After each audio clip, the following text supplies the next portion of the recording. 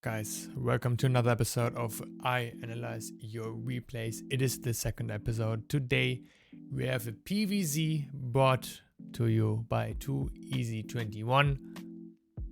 They said they lost to a 3-minute roach timing, and probably all of us Protoss players know the problems with these damn roach timings. So we will look through this replay and see what could have been done better, in what ways, in what direction, if it's mechanical, if it's decision making, what it could be. For this replay though, we will be going through the view of our player, because I think the view of a player is like super important when it comes down to cheesing, so we can figure out where maybe they did a mistake. We will not be looking at small mistakes, right? Like we can already see the gateway is slightly delayed. That one prop was slightly delayed. I don't care about that. I don't care about that. This is a platinum level game, so I don't care about that at all. We know that we could always be a little bit better. So what we see is he sends the probe out, he sees a hedge, but he doesn't look at the hedge timing. Right? There's no looking at the hedge timing, and sometimes hedge timings are actually super important to look at. Just so you know when the hedge went down or what you can expect when going in. It's not that important though. In this case, they see a spawning pool, they see a gas. I don't know if they checked for when the gas is finishing, but a spawning pool already is like, it's an early spawning pool. It finished at like 120. Guys, there's a Hearthstone video out there about spawning pools, early spawning pools in specific, and what to do. We will look at this specific reaction. With a kind of a weird wall off. I think the pilot might be misplaced. I am not too sure. There's no zealot started. And what I would advise you to do, is keep this pylon, this probe right here, so you can see, even if you don't know, this is important, even if you don't know spawning pool timings, even if you don't know anything, if you know when the links are moving out and how many links it is, you can kinda guess how much you have to react. And in this case it's even more important, because you see there's only a drone being built and a roach drone, and by no Zerglings moving out, you would know something is weird. Why would you go pooling gas and not do anything? It's weird, isn't it? Okay, what will 2Easy21, or in this game, I'm gonna pronounce the German Twers, do in this game? They will go for an adept chrono boost on that adept. I like that. No props being built, and I know I say I won't sweat the small things, but props being built is super important, especially in the early game situations. But in this case, they still have a bank. They go for a second gate, which honestly, I don't know what to think of that. But not because of a gameplay decision. In terms of like perfect strategy, I think this video is not going to be about perfect strategy. This video is going to be the opposite of what Hearthstone usually does. This video is going to be about how to improve your gameplay without actually knowing what to do. And in this case, if you look at your resources, that is always the first thing to look at, right? If you look at your resources, you see, I've got a lot of gas. I should probably spend that gas. I'm already going for the cybercore, and there we go. They spent that gas on a twilight, and here's a general tip. Here's a general tip from me to you. If you think something is off, go Stargate. Please, just go Stargate. It's way safer against everything. Just saying, that's going to be the general tip, and we could end the video here. Go Stargate, get an oracle, you're good. You're good. Get a shield battery, I don't know, you're good.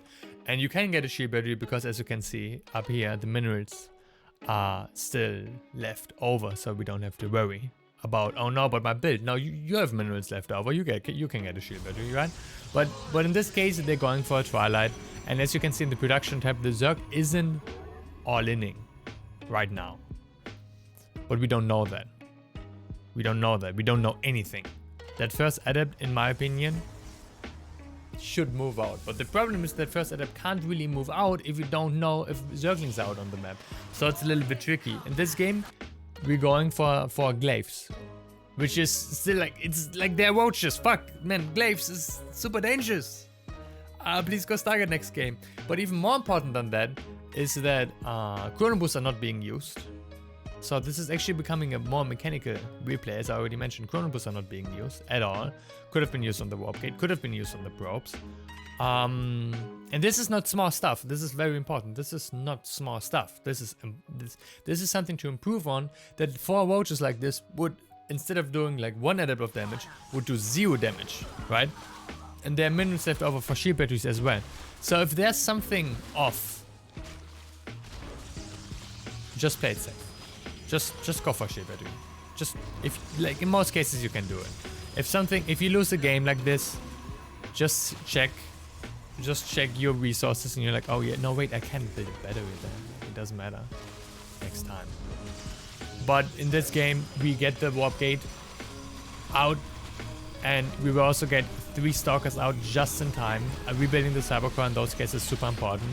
And wait, the Zerg is not linear. The Zerg is doing something that Zergs on this level do a lot, which is really annoying to deal with when you're trying to start out learning the game.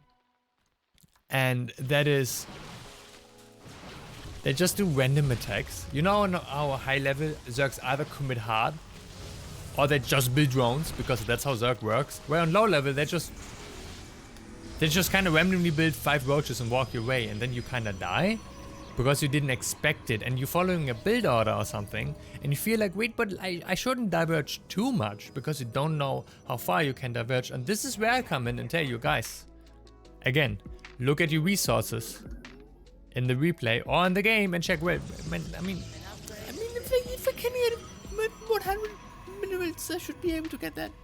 Should be fine. I'm not using my chronoboost either anyways, like I can use my chronoboost, like it should be fine. And there you go, that's the fix. In this game, he's moving out with 3 zealots, which honestly I think is not the worst idea ever at all, especially in this case, because harassment is one good way of scouting. Harassment is one sick way of scouting. In this case, we scouted there are no drones, which on a high level game would be, oh wait, oh no, we're getting all in. What this means on lower level though, and this is important because it also kind of means that on higher level, is that, well, we don't have to worry then. If they're not economically ahead of us, we don't have to worry, we don't have to care. It's fine. Like, and that's a good thing to know. We're going for DTs here, we're going for a lot of gates and DTs. And here's the problem with that. And that is that I don't think we have any tech to all in our opponent with. A lot of gates before the 3rd gateway can be either for safety, before the 3rd nexus, can either be for safety or can be for you know, all-inning someone. But in this game, we're not all-inning anyone.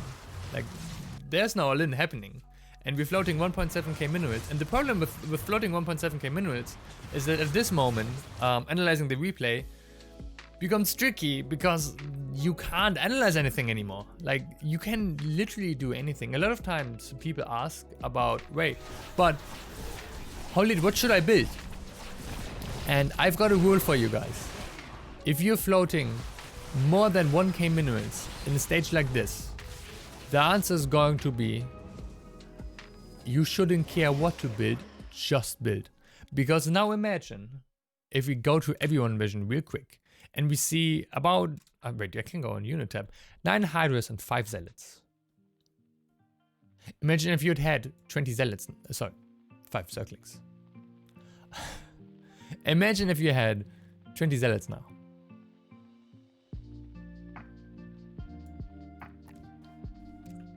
I think you'd win the game. I think the game would be won. I think the game would be won. Imagine if you had, because you also have gas, imagine if you had, like, let's say 1k that is 3 Archons with it. Imagine if you'd had some Colossi with it. Imagine if you'd had carriers, because you can. Imagine if you'd had shield batteries now. That would be amazing. And that's kind of the problem now. It is way more important to build stuff than to build the right stuff. And I think, so basically, to like simplify it even more, it's important to not think, just build. And what I really like to tell people in these cases is to just go for, well, if you ever have the minerals left over and you don't have a third base right now, get a third base. If you have the minerals left over, and this is what was done really well, is we got the gates. To go back to the opening real quick. Actually, no, we will go back to the opening at the end of the video. We will go back to the opening at the end of the video. That's going to be super important. To check where we were actually left off. In this game, we were winning for DTs. And as I said, what the problem right now is that there's not a lot of good units here, right? And there's one, not good units, and two, not a lot of them. So we got a twofold problem. So the harassment is gonna work out really well, as you can see here. Those zealots are gonna do a lot of damage. But the problem is, damage isn't important when both of you have a bank. And that's one of those big things that works in top level late game. Doing damage to the eco only really pays off in the later stages, like in 5 minutes after you do the damage. And this is kind of one of those things, right? Where doing the damage doesn't really pay off. The DTs do damage. The DTs try to hold it. But there's so much more Zerg stuff. And this had, unfortunately, nothing to do with Zerg, with Zerg being ahead. This is where we're going to go back into the replay. I don't think this had anything to do with Zerg being ahead. And everything to do with not building stuff. Unfortunately. So we can divide this analysis in basically two parts. Early game part, where it's all about spending the resources, but just to be safe if something is off. Right, if something's like, and scouting and then having vision. Not necessarily anything specific, just kind of getting more of a feel about the game so you know what you're up against and feel a little bit safer. And then secondly, of course, building stuff, but this is working relatively fine. Like we're floating a little bit here and there. We're still going for glaives. Again, playing safer is better. But what I want to look at is, look at the prop count, look at the drone count. Zerg is behind, even though no chrono boosts are being used and no props are being built. So one, you could be even farther ahead if you would be building props, even farther ahead if you would be using a chrono boost as well. But two, if Zerg does this, they're not really that ahead. Actually, they should be behind. Because Zerg has to give up drones by building roaches. As a Protoss, you don't have to do that. Because we are really good faction. We don't have to do that, just like SCVs. And then as you can see, here we float 700 mils. So at this point, we can just do whatever we want to do, honestly. We can be building probes, we can be building a nexus, we can be building more gateways, which is happening. So like nothing, of course there are going to be better decisions than others. But honestly, as long as you go for one decision and you decide for that, but also don't go all in. It's tricky. You can be decisive without going all in, because building probes is not that expensive if you think about it. Like that, this is where it becomes really weird, right? Because building a nexus right now is not that expensive. Building gateways is not that expensive. Nothing is expensive suddenly. So you have all the freedom in the world. Just use the freedom you have given yourself.